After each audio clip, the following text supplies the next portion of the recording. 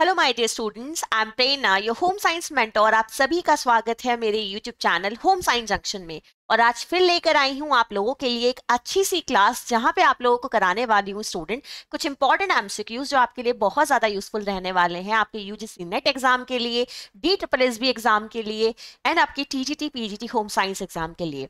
तो स्टूडेंट, ये वो क्लास है जहां पे आपको रेगुलर कुछ ना कुछ ऐसा मिलता रहेगा कंटेंट जो आपके एग्जाम में आपकी डेफिनेटली मदद करने वाला है। और आपको अभी मैं 10-10 क्वेश्चंस की एक सीरीज चला रही हूँ, देन आप लोगों के एक मैराथन लेकर आने वाली हूँ बहुत जल्दी। तो आप लोगों के लिए इस तरह की क्लासेस में लेकर आती रहूंगी जिनसे आपको बहुत ज्यादा बेनिफिट मिलता रहेगा। तो आज की क्लास में करने वाले हैं फिर से कुछ इंपॉर्टेंट एमसीक्यूज। तो जुड़ जाइएगा भाई मेरे साथ और इस चैनल से जुड़े रहिएगा, आपको डेफिनेटली मदद होगी क्योंकि आप लोगों के हर दिन मैं कुछ ना कुछ नए कॉन्सेप्ट आप लोगों को सिखाऊंगी। 10 क्वेश्चन एंड 10 कॉन्सेप्ट, आप ये मान के चलिएगा कि आप हर दिन कुछ ना कुछ नया सीखने वाले हैं। तो आज का पहला क्वेश्चन ध्यान से देखेंगे स्टूडेंट्स। क्वेश्चन है आप लोगों का, when starch is cooked in moist condition it may। अब आप जानते हो कि आपकी जो कार्बोहाइड्रेट है, ठीक है, वो दो तरह की होती है। एक होती है सिंपल कार्बोहाइड्रेट, एक होती है कॉम्प्लेक्स कार्बोहाइड्रेट। सिंपल कार्बोहाइड्रेट वो होती है स्टूडेंट जो हमें शुगर फॉर्म में मिलती है ना, जैसे चीनी से, गुड़ से, शहद से। और आपकी कॉम्प्लेक्स कार्बोहाइड्रेट वो होती है जो हमें आपके अनाजों से मिलती है, आपकी वेजिटेबल से मिलती है, ठीक है, सीरियल से मिलती है, आपके पल्सेस से मिलती है, इन सभी चीजों से मिलती है। तो स्टूडेंट, यहाँ पे मेंशन किया गया है when starch is cooked in moist condition. जब आप स्टार्च को यानी कि कॉम्प्लेक्स कार्बोहाइड्रेट को कुक करते हो ऐसे कंडीशंस में जब नमी मौजूद हो, तो इस क्रिया को क्या कहा जाएगा या क्या चीज आपकी बन जाएगी या क्या फॉर्म हो जाएगा। क्वेश्चन का आंसर क्या जाएगा स्टूडेंट? जेलेटिनाइजेशन। इस प्रोसेस को हम क्या कहेंगे? जब स्टार्च को नमी के माध्यम में कुक किया जाता है, इसे जाना जाता है जेलेटिनाइजेशन के नाम से। यहाँ पे आपके कुछ और टर्म्स भी हैं जैसे कि कैरेमलाइजेशन। कैरेमलाइजेशन का मतलब क्या होता है स्टूडेंट? कैरेमलाइजेशन आपका एक टर्म है जो कि शुगर कुकरी से रिलेटेड है। जब आप शुगर को कुक करते हैं और वो ब्राउन कलर में कन्वर्ट हो जाती है, एक कैरेमलाइजेशन कहलाता है।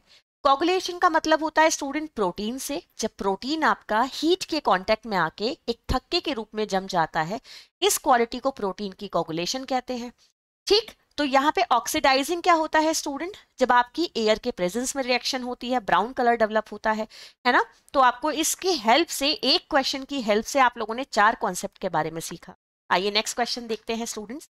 नेक्स्ट क्वेश्चन है आप लोगों का, the point eight which a blue hedge is given of from the surface of fat और ऑयल ड्यूरिंग हीटिंग इज। आपको बताना है कि जब हम फैट को उस बिंदु तक गर्म कर लें कि आपका जो वसा या तेल है उसके अंदर से, उसकी सतह पर से एक नीला धुआं निकलने लगे, उस स्थिति को हम किस नाम से जानते हैं? वो पॉइंट हमारा क्या कहलाएगा?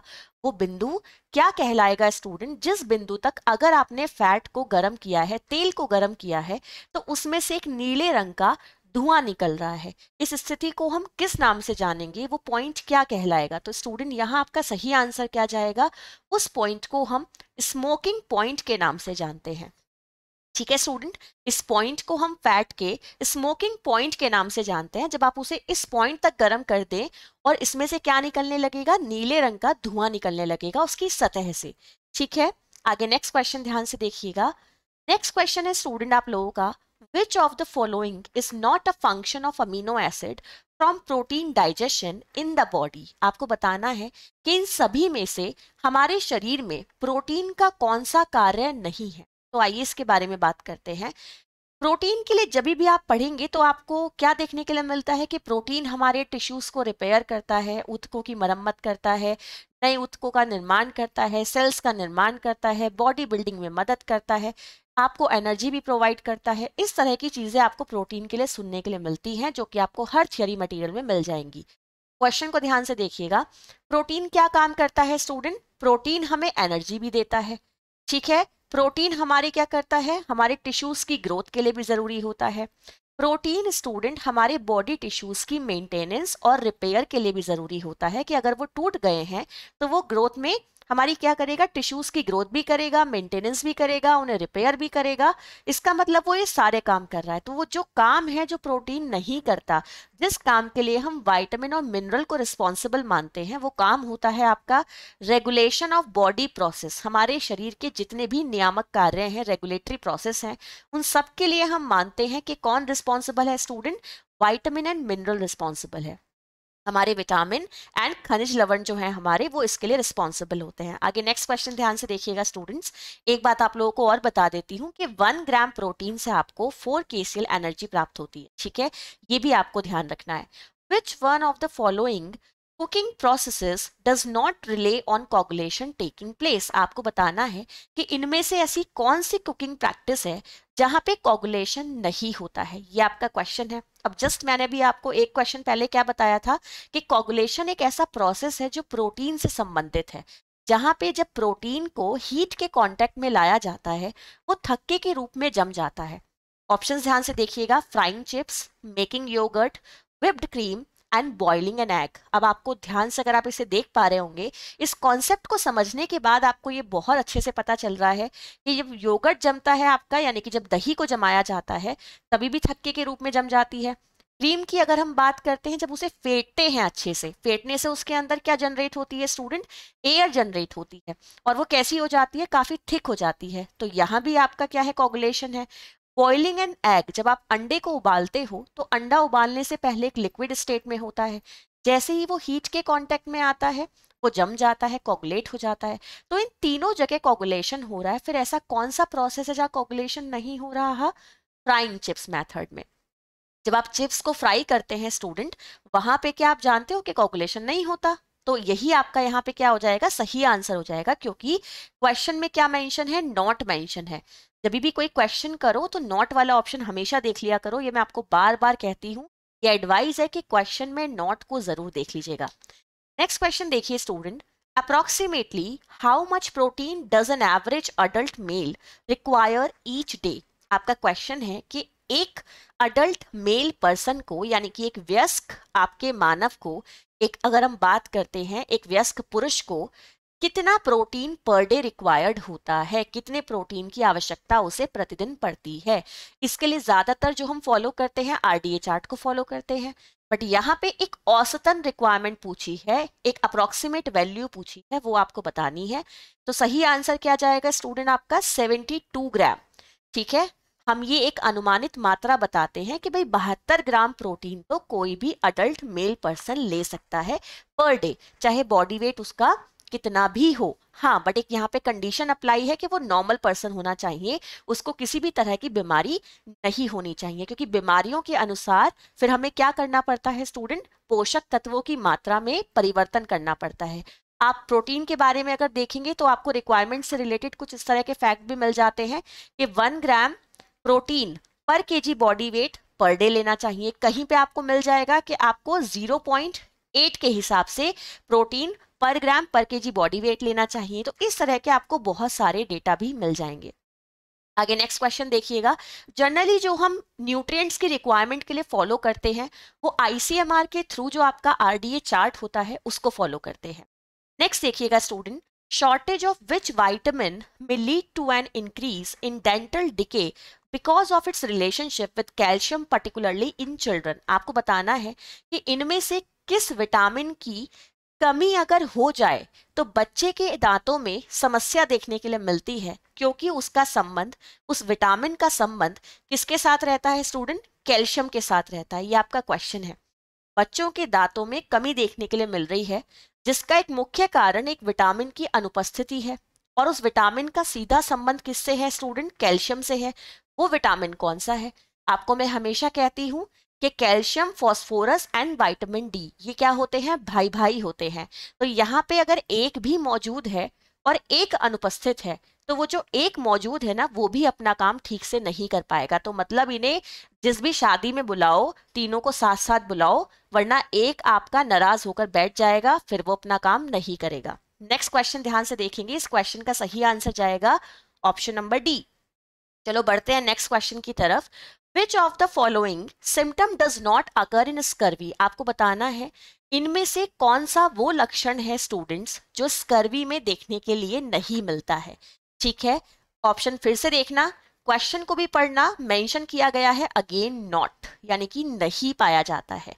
तो स्टूडेंट बिल्कुल देखते ही क्वेश्चन को समझ में आ रहा है कि सारे के सारे पॉइंट आप एलिमिनेट करते चले जाइएगा आंख बंद करके, क्योंकि सबसे ऊपर क्या लिखा है, नाइट ब्लाइंडनेस, और जहां नाइट ब्लाइंडनेस आ जाता है, कंजक्टिवा आ जाता है, आपका ज़ीरोफेथेलेमिया आ जाता है, कंजक्टिवा सिरोसिस आ जाता है, ये सभी टर्म किससे जुड़े हुए हैं, ये सभी टर्म आपके जुड़े हुए होते हैं विटामिन ए डेफिशिएंसी।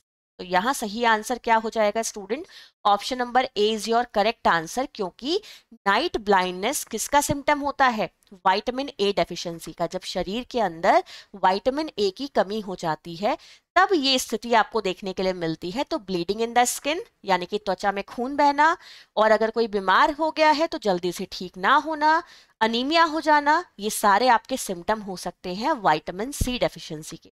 आगे नेक्स्ट देखिएगा student question, which one of the following minerals is often added to the water supply in order to help reduce tooth decay। आपको बताना है कि भाई पेयजल में, पीने के पानी में हम इसका ऐसा कौन सा न्यूट्रिएंट मिला दें, कौन सा मिनरल ऐड कर दें जिसकी वजह से दांतों की प्रॉब्लम ना हो, उसे रिकवरी करने में हमें मदद मिल जाए।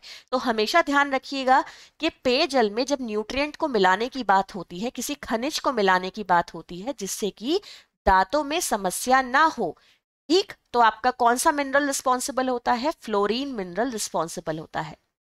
इस बात को ध्यान रखेंगे स्टूडेंट कि दांतों से संबंधित समस्याओं के इलाज के लिए जब आप किसी मिनरल का इस्तेमाल करते हैं तो कैल्शियम तो होता ही है, बट जब पेयजल में मिलाने की बात चल रही है तो आपका क्या रिस्पॉन्सिबल होगा स्टूडेंट, हमारा यहाँ पे रिस्पॉन्सिबल होगा फ्लोरीन। देखिए लिखा है ना, दांत क्षय को कम करने में मदद करने के लिए खनिजों में से कौन सा खनिज है जिसे पानी में मिलाया जाता है, तो हम फ्लोरीन को मिलाते हैं। ठीक, साथ ही साथ आपको एक बात और बता दूं, यहाँ पे मेंशन है क्लोरीन, तो क्लोरीन को बहुत सारे बच्चे कंफ्यूज हो जाएंगे इस क्वेश्चन में, तो यहाँ पे आप लोगों को क्लियर कर दूं कि क्लोरीन आपकी जल के शुद्धिकरण में इस्तेमाल की जाती है। ठीक है, जो क्लोरीन है उसे जल के शुद्धिकरण में इस्तेमाल किया जाता है, उसमें मिलाया नहीं जाता। ठीक है, आगे नेक्स्ट क्वेश्चन देखिएगा। क्वेश्चन है the hormone which affects the metabolic rate of the body. आपको बताना है कि इनमें से कौन सा ऐसा हार्मोन है जो कि बॉडी के मेटाबॉलिक रेट को, यानी कि उपापचयी दर या चयापचयी दर को प्रभावित करता है।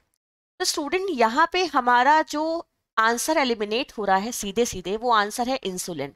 ये एलिमिनेट इसलिए हो रहा है स्टूडेंट क्योंकि ये तो पर्टिकुलर आपकी शुगर पे रिएक्ट करता है, ग्लूकोज पे रिएक्ट करता है, उसे कंट्रोल करने का काम करता है ना। तो मेटाबॉलिक रेट के लिए जो रिस्पॉन्सिबल हार्मोन है आपका, वो थायरॉक्सिन हार्मोन होता है। ध्यान से देखिएगा, आपका ऐसा हार्मोन जो कि मेटाबॉलिक रेट को प्रभावित करता है, शरीर की चयापचयी दर को प्रभावित करता है, जिसकी वजह से आपका वजन, ये सारी चीजें क्या होती हैं, प्रभावित होती हैं, वो हार्मोन आपका थायरॉक्सिन हार्मोन होता है। अब ये हार्मोन आपके शरीर में कितना प्रोड्यूस होगा, ये भी डिपेंड करेगा आपके एक मिनरल के ऊपर, और वो मिनरल होता है आयोडीन मिनरल, जिसे आप साधारण नमक से क्या करते हैं, प्राप्त करते हैं। तो स्टूडेंट ये जो आपका थायरॉक्सिन हार्मोन है, ये आखिर रिलीज कहाँ से होता है, थायरॉक्सिन हार्मोन रिलीज होता है आपकी कहाँ से स्टूडेंट, थायराइड ग्लैंड से। और ये थायराइड ग्लैंड जो होती है हमारे गले में होती है, 2 ग्लैंड्स होती हैं, इनसे आपका ये जो हार्मोन है ये प्रोड्यूस होता है, जिसे थायरॉक्सिन हार्मोन कहा जाता है। तो थायराइड ग्लैंड संख्या में 2 होती है और ये आपके थायरॉक्सिन हार्मोन को प्रोड्यूस करती है स्टूडेंट, और इसी की वजह से मेटाबॉलिक रेट प्रभावित होता है। और जो आपकी ये थायराइड ग्लैंड होती है ये इस तरह की होती है स्टूडेंट, जैसे एक बटरफ्लाई होती है ना, बटरफ्लाई के शेप की होती है आपकी ये ग्लैंड, और ये यहाँ पे आपके नेक वाले रीजन में होती है, जो गला होता है ना, ये वहां पे आपको देखने के लिए मिलती है। चलिए आइए नेक्स्ट क्वेश्चन देखते हैं। नेक्स्ट क्वेश्चन है student, obesity is linked to several disorders of the body. जो आपका मोटापा है उसे बहुत सारे शारीरिक विकारों के साथ जोड़ा जाता है। ये तो भाई सच बात है, हमेशा कहते हैं ना कि मोटापा खुद में एक बीमारी नहीं है, आता हुआ बड़ा अच्छा लगता है कि भाई हम तो खाते पीते घर के हैं, बट मोटापा एक्चुअल में होता क्या है, ये एक अन्य बीमारियों को शरीर में लाने के लिए एक क्या करता है, इन्विटेशन का काम करता है। ये खुद कुछ करे ना करे, ये क्या करता है स्टूडेंट, ये बहुत सारी बीमारियों को साथ लेकर आता है। जैसे आपका डायबिटीज हो गया, आपका हाइपरटेंशन हो गया, आपका एथरोस्क्लेरोसिस हो गया, ये बहुत सारी अन्य बीमारियों को साथ लेकर आता है। यहाँ लिखा है अगर एक व्यक्ति ऐसा है जो कि मोटापे से पीड़ित है तो इनमें से कौन सी बीमारी उस व्यक्ति को हो सकती है। तो स्टूडेंट यहाँ करेक्ट आंसर क्या जाएगा, अभी मैंने जस्ट आपको बताया था कि मोटापा खुद में एक बीमारी नहीं है, पर वो बहुत सारी बीमारियों को साथ में लेकर आता है, और उनमें से ही एक बीमारी है आपकी हार्ट डिसीज। क्योंकि हार्ट डिसीज भी एक ऐसी ही बीमारी है जो कि उन लोगों में ज्यादा देखी जाती है जो लोग मोटे होते हैं। इसका भी कारण है कि आपको पता है फैट आपका दो तरह का है, एक होता है गुड फैट, एक होता है बैड फैट। जो आपके लिए अनसैचुरेटेड फैट होता है वो एक हेल्दी फैट होता है। सैचुरेटेड फैट क्या होता है स्टूडेंट, एक बैड फैट होता है। जो लोग सैचुरेटेड फैट ज्यादा लेते हैं उनको हार्ट की प्रॉब्लम होने के चांसेस ज्यादा रहते हैं। तो ऑब्वियस सी बात है कि जब आप सैचुरेटेड फैट लोगे तो वेट भी बढ़ेगा, वेट बढ़ेगा स्टूडेंट, मोटापा आएगा, मोटापा आएगा तो हृदय की बीमारियां खुद ब खुद आपकी साथ में चलकर आ जाती हैं। तो इसलिए आप लोगों को ध्यान रखना है कि आपकी ओबेसिटी अगर होती है तो हार्ट डिसीज साथ साथ चलकर आती है। अब यहाँ पे एक बात मुझे आप लोगों को और बतानी है कि जब किसी व्यक्ति के शारीरिक वजन का जितना उसका शारीरिक वजन होना चाहिए उसकी आयु के अनुसार, अगर उसके वजन से उसका वजन 10% इंक्रीज हो जाता है आदर्श वजन से, है ना, उसके आइडियल बॉडी वेट से उसका बॉडी वेट 10% ज्यादा हो जाता है, तो इस स्थिति को हम क्या कहते हैं, ओवरवेट कहते हैं। ठीक, अगर यही वजन बढ़ के 20% ज्यादा हो जाता है तो हम इसे ओबेसिटी कहते हैं। यही वजन घट के 10% कम हो जाता है तो हम इसे अंडरवेट कहते हैं। और बाद में आपकी ओबेसिटी की क्लासेस लगनी शुरू हो जाती हैं, जैसे severe obesity, moderate obesity, mild obesity. ठीक है, तो ये थे आज की क्लास के आप लोगों के लिए कुछ क्वेश्चंस। आई होप आपको ये क्वेश्चंस अच्छे लगे होंगे, और इसी तरह के क्वेश्चंस लेके मैं रेगुलर आप लोगों के लिए आती रहूंगी और कोशिश करूंगी कि मैं अपने इन क्वेश्चंस के माध्यम से आप लोगों के हर दिन कुछ ना कुछ नए कॉन्सेप्ट आप लोगों को समझाऊं, आपके डाउट्स क्लियर करूं। तो आपको कैसी लगी ये क्लास मुझे कमेंट सेक्शन में लिखकर बताइएगा, और हम लोग रेगुलर मिलते रहेंगे और इसी तरह से क्वेश्चंस की प्रैक्टिस करते रहेंगे। Thank you so much students.